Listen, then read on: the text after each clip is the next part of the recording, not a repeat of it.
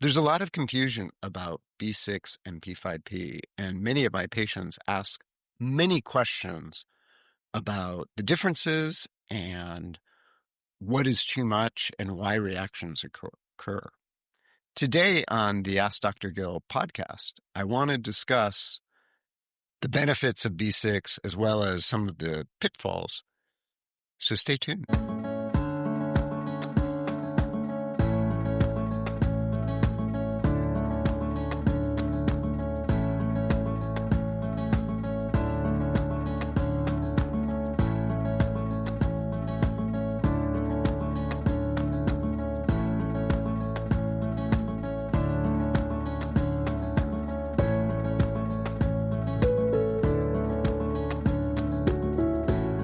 Hello and welcome to Ask Dr. Gil. I am your host, Dr. Gil Winkelman. And today on the podcast, I want to discuss vitamin B6 because there's a lot of confusion about this vitamin and what is too much, some of the issues with what's in the literature. And what's interesting is the information that people are getting from ChatGPT and Google AI. And some of it, by the way, just so you know, is absolutely wrong. I want to discuss the information because I think it's really important. And let me give you an example of the information being wrong, because I actually did a search recently about it. And I put in pyridoxal hydrochloride, and it mentioned that it was B5, which is not accurate at all. B5 is panthothenic acid. So when you're looking at the AI information, it's really important to have some knowledge and to double check it, just so you know. And this is probably, I think what the danger here is, because it's pulling information from everything on the internet, in effect, there's no real gatekeeper about that data. And this is true for everything.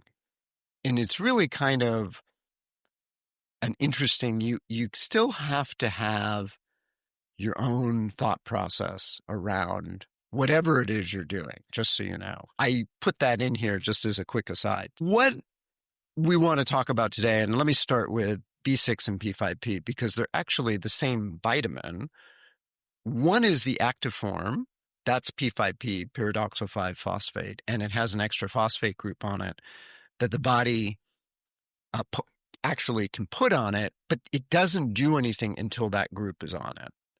And then there's pyridoxine hydrochloride.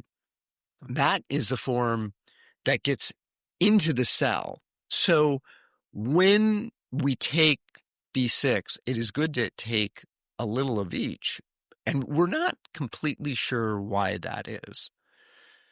It's interesting. The theory is that the P5P helps the B6 get inside the cell. But when you only take one or the other, we find that it doesn't have the same efficacy as if you take both together. And the dosage that we had seen problems with is actually higher than what is said in some of the literature. And I'll get to that in a minute. So first off, I want to talk about what is functional deficiency versus true deficiency. A true deficiency in anything is when you test it and in the blood, you basically see it, the levels are low. Now, with a lot of these vitamins, the challenge with some of the blood tests, particularly the standard ones, is those numbers fluctuate based on what you've eaten or not eaten. And in my course, I talk a little bit about this and talk about the numbers, by the way. But as an example, when I was but a wee lad working for a company that made equipment to do this testing, we would give blood just a little bit so that there were samples to do the testing. And one of the things that was really interesting, because I gave it 3 times in a week, and cholesterol, I'll use cholesterol as the example. Cholesterol fluctuated greatly in my blood tests from day to day. And it was definitely a function of what I'd eaten or not eaten prior to having the blood draw. So that's just a simple example. But of course, if you nearly got into a car accident on the way over to the blood draw, that can raise your cholesterol because your cortisol levels will jump, and cholesterol will jump with that. So I think it's important to understand that even though you may be quote unquote normal in the blood test, you could still have a functional deficiency. And that can show up because of a variety of different things. And the biggest one that I've seen in my work is something called pyrrole disorder or pyroluria. And I think I have another podcast about it.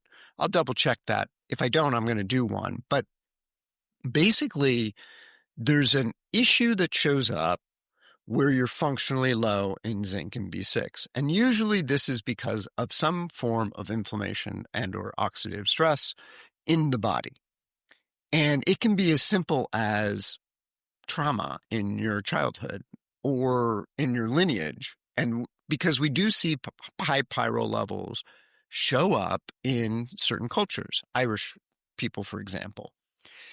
This is a function of generational trauma, we believe. And so you can be functionally low in B6 and zinc, even though your blood levels are normal. And by the way, one other point, and I mentioned this in the course, I'll talk about it in a minute, but in this course, I do talk about how the levels that are quote unquote normal are not necessarily truly normal. And the challenge is, and this is a problem, a big problem in medicine, in my opinion, is because as what we're seeing is we're seeing a flattening of the curve. In other words, most of those numbers are basically just, you chop off the lower third of a Gaussian curve and the upper third, and whatever's in between is normal. What's happening is those numbers are spreading out. And so the real number of what is healthy is being lost because of the levels of the numbers changing as a result of greater unhealth in our civilization. So with B6, most people have some form of deficiency. B6 is really interesting. It is used in at least 350 reactions in the body. And part of the problem is either people don't take enough or they take too much. And by the way, too much is a bad thing. And in Dr. Walsh's early career, before the numbers were spreading, by the way, we found that anything above 500 milligrams per day of B6 would cause problems. And that's in the old literature, that was what you would see. If you took more than 500 milligrams, you would see problems showing up, particularly like numbness, tingling. It's called paresthesias in the literature. And by the way, it would go away when you discontinued that high level of dosage. But we wouldn't see it below 300 or 500. And now we are. And I'm going to talk a little bit more about that in the second part of the show. And what we're seeing is that there's an intolerance that shows up. And I'll talk about that in a minute. So with that, B6 sensitivity does exist. And some people have issues, not just with the neurological issues, but they can start it and have symptoms that include anxiety, irritability, nausea, fatigue, that can show up. Now, what we are finding is when there is any addition to the B6 at times, that shows up and goes away. And what's happening is the body's recalibrating itself. In other words, the 350 reactions, many of those weren't happening at a level that they needed to be. And these reactions, by the way, many of them, what they are is detoxification reactions. So when you add the B6 in, and this is true with a lot of things in holistic health, you start treating it and you have the Herxheimer reaction, which is a paradoxical reaction where you feel worse before you feel better. That happens in this case. We understand it. It's because the body is starting to clean the system out. And as a result of that, you feel worse. You start to feel symptoms. It's like when you get a cold or a flu, you feel symptoms because your body is creating cytokines and inflammation to clear out the problem. And it's a little different in terms of the mechanism, but it's similar in that regard. Usually these go away within a few days. And if it's a true toxicity, it doesn't go away right unless you stop the vitamin. So we're going to take a quick break. And when we come back, I'm going to talk more about some of those paradoxical toxicity symptoms and some of the complicating factors with taking B6. So stay tuned.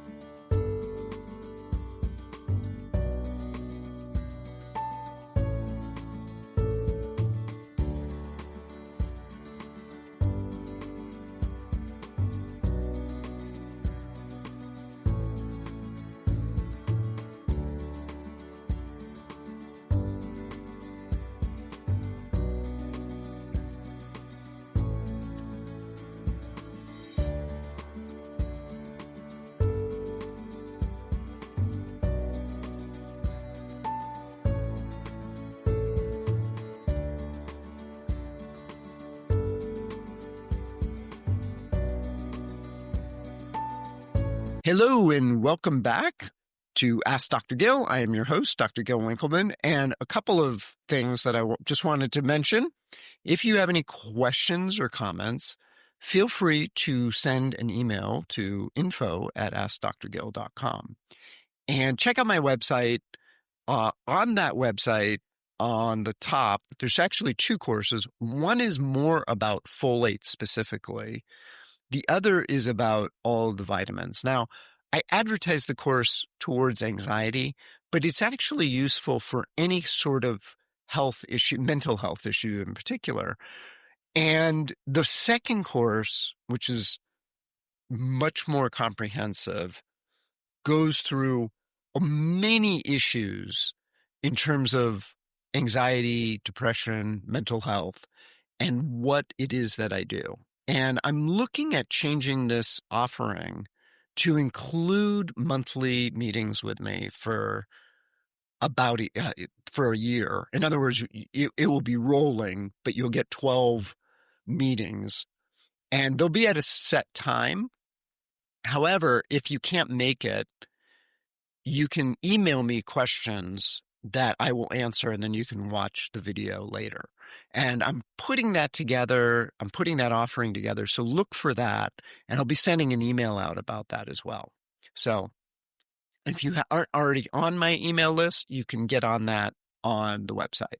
So, all right. So let's get back to B6 and some of the sensitivities and the intolerances that happen with it. Now, because the body needs to convert pyridoxine to P5P in the liver, if the conversion doesn't happen, the pyridoxine builds up and becomes almost like a toxin to the body. It's just irritating. And we see this with other things, by the way, that we prescribe. SAMe is a big one. If homocysteine is too high, SAMe will build up and become toxic, even if you're an undermethylator. So the trick is to add the P5P to this, because that helps the conversion process. But it's also important to understand why this is not converting. And this is not an easy thing to figure out. And the reason is the piece that I mentioned, there's over 350 reactions that B6 is involved with. And most of that can happen because of something that is going on in the body. Now, the one that I want to mention that is sort of separate from the body is something called the biofilm. And this is something that is hard to sometimes figure out. Biofilm is almost like a super infection in the body. Now, there's no real test for it, from what I know, at least not yet. But basically what happens is there's certain microbes that will create a protein sheath in the intestines that is basically blocking the absorption of some things. And you have to not only kill the infection, but break down this biofilm that's happened in the intestinal tract somewhere. It's not something that you can see on imaging that I know of, and it's not something I believe that is really treated in the mainstream gastrointestinal world. But what I've seen with many of my patients is once we treat that, the B6 intolerance goes away. And I think it's an important piece to recognize because it does happen. Now, is it the only reason that we see these B6 intolerance? No. But it is a big one that I've seen. And it's nice because at least when there's an intolerance that we have in the body, we can definitely make changes quickly through this treatment. One of the ways to kind of figure this out is to take a big dose, 100 milligrams, for example, of B6, and see if you react to it. And generally, if it's just a detox reaction, the detox reaction goes away after a few days. And you could also start it, stop it, restart it. The detox reaction will go away. If it doesn't go away, it's possibly a biofilm. And you probably want to work with someone on that. And like I said, I do work with people and I can do this remotely. I don't need to see people in office for this. But you definitely want to figure this out. A couple of other things I just want to mention that are complicating factors. Histamine and mast cell issues there's sort of this dual relationship between that and the B6 because the B6 is a cofactor in histamine breakdown. So some people with MCAS or histamine issues, if they take a big amount of B6, they can react poorly to the B6. So keep that in mind. And also, if there's an imbalance of zinc and copper, B6 can also throw that off as well. So those are some of the complicating factors with taking B6. B6, by the way, like I said, it's used in over 350 reactions. And people with pyrrole issues, this is definitely a necessary component of it. And unfortunately, there's sort of this catch-22, if you will, that shows up with the B6 because when there's high levels of inflammation, the B6 reactions aren't happening properly. And once you take it, because of the inflammation, you're reacting to the B6. And sometimes people just have to power through it. And sometimes you kind of need to do it piecemeal, like ramp up slowly. Take other B vitamins can sometimes help. In my course, Eliminate Anxiety Naturally, it's not just about anxiety, but I go through this process in there, and there's a lot of information in this course. It's really comprehensive, just so you know. It goes through methylation, it goes through epigenetics, goes through what tests you need, what tests may not be useful. It goes through all of the benefits and side effects of most of the vitamins and minerals that we can take and why taking too much of some is actually a bad thing. It's really interesting to me that people in the literature, they focus on taking too much B6, but they don't focus on taking too much folate. And there's a lot of research out there And I've written several articles about this, by the way, in the medical journals about how taking too much folate is a bad thing for many and most people, particularly if you're not pregnant. So, all right, that's what I have for you today. I hope that you got something out of this, and we'll check out my course, by the way. And like I said, if you have any questions or comments, please feel free to send me an email. And if you like the podcast, please leave a review. Really helps get the word out. And I really enjoy putting this out for people, putting out the information, sharing what I know, sharing my over 20 years of experience in the medical field and mental health field as well. So I will catch you next time.